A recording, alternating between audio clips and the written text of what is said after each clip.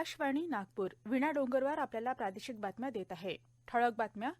भारतात तयार होत असलेल्या उत्पादनांना जगभरातून वाढती मागणी असल्याचं पंतप्रधान नरेंद्र मोदी यांचं प्रतिपादन. प्रधानमंत्री गरीब कल्याण अन्न योजनेला सप्टेंबर 2022 पर्यंत मुदतवाढ. युवा वर्गानं हवाई क्षेत्रातील करिअरमध्ये उंच झेप घेण्याचं क्रीडा मंत्री सुनील केदार यांचं आवाहन. आणि आधुनिक जगाला अनुसरून नवनवे अभ्यासक्रम सुरू करण्याची अधिक गरज असल्याचं केंद्रीय मंत्री नितीन गडकरी यांचं मत. आता ऐकूया बातम्या विस्तारानं. मात्र त्याआधी एक आवाहन. आम्ही आमच्या श्रोत्यांना आवाहन करतो की सर्वांनी कोविड-19 पासून सुरक्षित राहावं. त्यासाठी 4 साध्या गोष्टींचं पालन करायचं आहे. संपूर्ण लसीकरण, मुखपट्टीचा वापर, सुरक्षित अंतर आणि हात आणि चेहऱ्याची स्वच्छता राखणं. भारतात तयार होत असलेल्या उत्पादनांना जगभरातून मागणी वाढत आहे. तसंच भारताची पुरवठा साखळी व्यवस्था मजबूत होत चालली असल्याचं पंतप्रधान नरेंद्र मोदी यांनी म्हटलं आहे. त्यांनी आज आकाशवाणीवरील मन की बात या कार्यक्रमाच्या माध्यमातून जनतेशी संवाद साधला. हा या कार्यक्रमाचा 87वा भाग होता. देशानं मागच्याच आठवड्यात 30 लाख कोटी रुपयांच्या निर्यातीचं लक्ष्य साध्य केल्याची माहिती त्यांनी दिली. ही बाब अर्थव्यवस्थेपेक्षाही भारताचं सामर्थ्य आणि क्षमतेशी संबंधित आहे, असं ते म्हणाले. यावेळी पंतप्रधानांनी उस्मानाबादच्या हातमाग उत्पादनांसह नवी उत्पादनं प्रयत्नपूर्वक नव्या देशात निर्यात केली जात असल्याची उदाहरणंही मांडली. लोकलला ग्लोबल बनवून आपल्या उत्पादनांची प्रतिष्ठा वाढवायचं आवाहन त्यांनी केलं.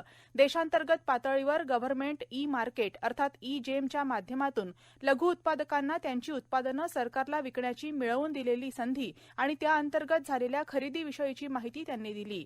जगभराचा आयुर्वेदाकडे वाढलेला ओढा तसंच आयुर्वेदाशी संबंधित आयुष उद्योग क्षेत्रात वाढलेली संधी आणि वाढते स्टार्टअप्स याबद्दलची माहिती त्यांनी दिली. आरोग्याच्या आणि स्वच्छतेच्या परस्पर संबंधाविषयी बोलताना त्यांनी महाराष्ट्रातल्या नाशिक इथले स्वच्छताविषयक कार्यकर्ते चंद्रकिशोर पाटील यांच्या कार्याचा उल्लेख केला.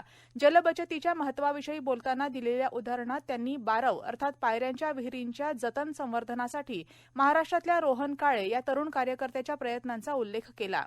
येत्या 11 एप्रिलला महात्मा ज्योतिबा फुले तर 14 एप्रिलला डॉ. बाबासाहेब आंबेडकर यांची जयंती असल्याचा उल्लेख करून त्यांनी महात्मा फुले, सावित्रीबाई फुले, डॉ. बाबासाहेब आंबेडकर यांच्या कार्याचं स्मरण केलं. आकाशवाणीच्या दिल्ली मुख्यालयातला वृत्तसेवा विभाग 2 एप्रिलपासून स्पर्धा परीक्षांसाठी अभ्यास हा नवीन साप्ताहिक कार्यक्रम सुरू करीत आहे. स्पर्धा परीक्षेची तयारी करणारा विद्यार्थी आणि नोकरी शोधणाऱ्यांपर्यंत पोहोचणं हा या कार्यक्रमाचा उद्देश आहे. हा कार्यक्रम दर शनिवारी रात्री 9:30 ते 10 या दरम्यान प्रसारित केला जाईल.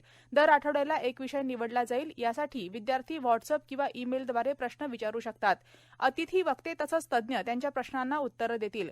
देशभरातल्या विद्यार्थ्यांकडून प्रत्येक विषयावरील प्रश्नांची निवड केली जाईल. यात इतिहास, राजकारण, भूगोल, अर्थव्यवस्था, पर्यावरण, आंतरराष्ट्रीय संबंध, सामाजिक समस्या, कला आणि संस्कृती आदींचा समावेश असू शकेल. या आठवड्यासाठी इतिहास या विषयाची निवड करण्यात आली आहे. विद्यार्थी त्यांचे प्रश्न 9289094044 या व्हॉट्सअप क्रमांकावर किंवा abhyas.air@gmail.com या ईमेलवर 30 मार्चपर्यंत विचारू शकतात. स्पर्धा परीक्षांसाठी अभ्यासाचा पहिला भाग 2 एप्रिल रोजी रात्री 9:30 वाजता FM गोल्ड वाहिनीवर प्रसारित केला जाईल. न्यूज ऑन AIR या ॲपवर तसंच न्यूज ऑन AIR अधिकृत यूट्यूब वाहिनीवर आपण हा कार्यक्रम ऐकू शकाल. देशातली आंतरराष्ट्रीय विमानसेवा 2 वर्षांच्या कालावधीनंतर काल मध्यरात्रीपासून पुन्हा सुरू झाली. नागरी विमान वाहतूक मंत्रालयानं मार्च 2020 मध्ये कोविड-19च्या पार्श्वभूमीवर आंतरराष्ट्रीय विमानसेवा बंद केली होती. जगभरात झालेल्या कोविड प्रतिबंधक लसीकरण व्याप्तीमुळे आणि योग्य त्या सल्लामसलतीनंतर सूचीबद्ध व्यावसायिक आंतरराष्ट्रीय प्रवासी सेवा पुन्हा सुरू करण्याचा निर्णय मंत्रालयानं घेतला आहे. त्यानुसार ही सेवा सुरू झाली असून सध्याचे कोविड निर्बंध शिथिल करण्यात आले आहेत. नागरी विमान वाहतूक मंत्रालयानं जारी केलेल्या नव्या नियमांनुसार विमानातल्या कर्मचाऱ्यांना PPE किट घालावी लागणार नाही. मात्र मुखपट्टीचा वापर आणि हाताची स्वच्छता बाळगणं विमानतळावर आणि विमानांमध्येही बंधनकारक आहे. प्रधानमंत्री गरीब कल्याण अन्न योजनेला आणखी 6 महिने म्हणजे सप्टेंबर 2022 पर्यंत मुदतवाढ केंद्र सरकारनं दिली आहे. पंतप्रधान नरेंद्र मोदी यांच्या अध्यक्षतेखाली काल झालेल्या बैठकीत केंद्रीय मंत्रिमंडळानं या मुदतवाढीला मंजुरी दिली. आता कोविडची लाट नियंत्रणात येत असली आणि देशभरात सर्व आर्थिक व्यवहारांनाही गती मिळाली असली तरीही आर्थिक व्यवस्था सुरळीत होण्याच्या काळात एकही गरीब कुटुंब उपाशी राहू नये यासाठी हा निर्णय घेण्यात आला आहे. या 6 महिन्यात प्रत्येक लाभार्थ्याला त्याच्यासाठीच्या रेशनच्या धान्याव्यतिरिक्त दरमहा माणशी आणखी 5 किलो धान्य दिलं जाणार आहे. म्हणजेच प्रत्येक कुटुंबाला त्याच्या नेहमीच्या धान्याच्या दुप्पट धान्य मिळणार आहे. या योजनेचा 5वा टप्पा या महिनाअखेरीस संपणार आहे. एप्रिल 2020 पासून सुरू झालेली ही जगातली सर्वात मोठी अन्न सुरक्षा योजना आहे. सरकारनं आतापर्यंत या योजनेवर 2,60,000 कोटी रुपये निधी खर्च केला असून पुढच्या 6 महिन्यांसाठी आणखी 80,000 कोटी रुपये खर्च करण्यात येणार आहेत. या योजनेअंतर्गत 80 कोटी लाभार्थ्यांना मोफत धान्य वाटप केलं जाणार आहे. या प्रादेशिक बातम्या आपण आकाशवाणीच्या नागपूर केंद्रावरून ऐकत आहात. आमच्या केंद्रावरील सर्व बातम्या ऐकण्यासाठी आणि ताज्या घडामोडी जाणून घेण्यासाठी Marathi news Nagpur all India radio या आमच्या YouTube वाहिनीला नक्की सबस्क्राईब करा. नागपूरच्या मानकापूर विभागीय क्रीडा संकुलाच्या आसमंतावर आज पहाटे एरो मॉडेलिंगचा थरार अनुभवायला मिळाला. 10,000 शाळकरी विद्यार्थ्यांचा उत्साह आणि विविधांगी आयोजनानं आजचा रविवार संस्मरणीय ठरला.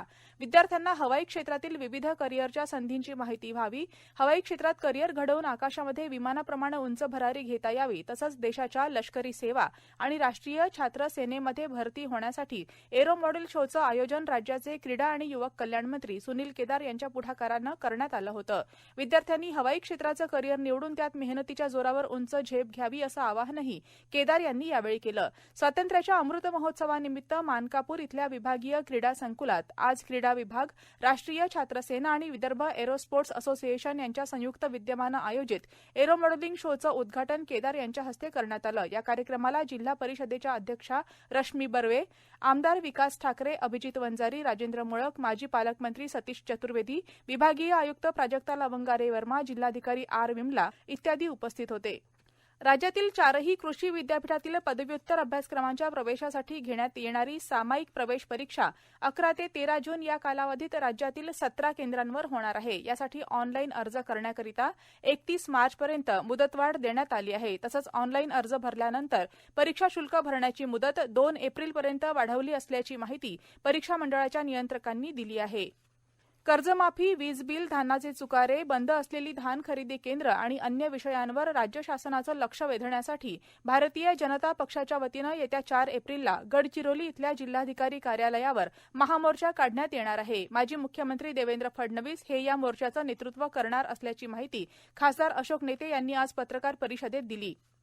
कृषी विभाग आणि कृषी तंत्रज्ञान व्यवस्थापन यंत्रणा यांच्या संयुक्त विद्यमानं उद्या सकाळी 10 वाजता जिल्हास्तरीय कृषी महोत्सवाचं आयोजन जिजामाता महाविद्यालय क्रीडांगण, मोठी देवी मंदिराच्या मागं बुलढाणा या ठिकाणी करण्यात येत आहे. शेतकऱ्यांना विविध तंत्रज्ञानाची माहिती मिळावी आणि शेतकऱ्यांनी उत्पादित केलेल्या मालाची विक्री व्हावी, हा या प्रदर्शनीचा उद्देश असून या महोत्सवात शेतकऱ्यांना शेती क्षेत्रातील विविध तंत्रज्ञान, विज्ञान, योजना, विपणन इत्यादीबाबत मार्गदर्शन करण्यात येणार आहे.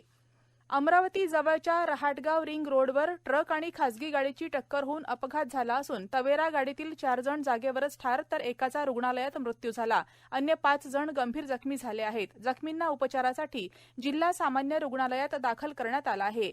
मृतांमध्ये 3 पुरुष, 1 महिला आणि एका लहान मुलाचा समावेश आहे. अपघाताची माहिती मिळताच राज्यमंत्री बच्चू कडू आणि पोलीस अधिकारी यांनी घटनास्थळी भेट दिली.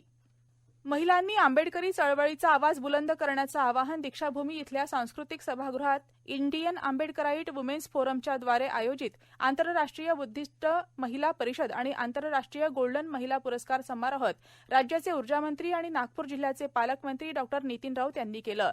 जागतिक महिला दिनाच्या अनुषंगानं विविध क्षेत्रात उत्कृष्ट काम करणाऱ्या महिलांच्या पाठीवर कौतुकाची थाप देण्यासाठी या कार्यक्रमाचं आयोजन करण्यात आलं होतं. महिला महाविद्यालयानं 50 वर्षांच्या काळात महिला सक्षमीकरणाच्या क्षेत्रात महत्त्वाचं कार्य केलं आहे. सामाजिक आणि शैक्षणिक क्षेत्रातील महाविद्यालयाचं योगदान उल्लेखनीय राहिलं आहे. आता महाविद्यालयानं कात टाकण्याची गरज असून पारंपरिक अभ्यासक्रमांची कास न धरता आधुनिक जगाला अनुसरून नवनवे अभ्यासक्रम सुरू करण्याची अधिक गरज आहे, असं प्रतिपादन केंद्रीय मंत्री नितीन गडकरी यांनी केलं. स्त्री शिक्षण प्रसारक मंडळ संचालित महिला महाविद्यालय नागपूरच्या सुवर्ण महोत्सवी वर्ष शुभारंभ कार्यक्रमाचं उद्घाटन केंद्रीय मंत्री नितीन गडकरी यांच्या हस्ते आज झालं. त्यावेळी ते बोलत होते. नंदनवन इथल्या महाविद्यालयाच्या परिसरात झालेल्या या कार्यक्रमाला पूर्व नागपूरचे आमदार कृष्णा खोपडे यांच्यासह स्त्री शिक्षण प्रसारक मंडळाचे अध्यक्ष रवींद्र फडणवीस यांची उपस्थिती होती. याप्रसंगी माजी प्राचार्या मालिनी पांढरी पांडे, माजी उपप्राचार्या सरोज जोशी, माजी प्राचार्य आणि अहिल्याबाई होळकर विद्यापीठाच्या कुलगुरू डॉ. मृणालिनी फडणवीस, निवृत्त अधीक्षक अशोक फुलाडी यांचा गडकरी यांच्या हस्ते सत्कार करण्यात आला. शेवटी पुन्हा ठळक बातम्या. भारतात तयार होत असलेल्या उत्पादनांना जगभरातून वाढती मागणी असल्याचं पंतप्रधान नरेंद्र मोदी यांचं प्रतिपादन. प्रधानमंत्री गरीब कल्याण अन्न योजनेला सप्टेंबर 2022 पर्यंत मुदतवाढ. युवा वर्गानं हवाई क्षेत्रातील करिअरमध्ये उंच झेप घेण्याचं क्रीडा मंत्री सुनील केदार यांचं आवाहन. आणि आधुनिक जगाला अनुसरून नवनवे अभ्यासक्रम सुरू करण्याची अधिक गरज असल्याचं केंद्रीय मंत्री नितीन गडकरी यांचं मत. याबरोबरच हे बातमीपत्र संपलं. नमस्कार.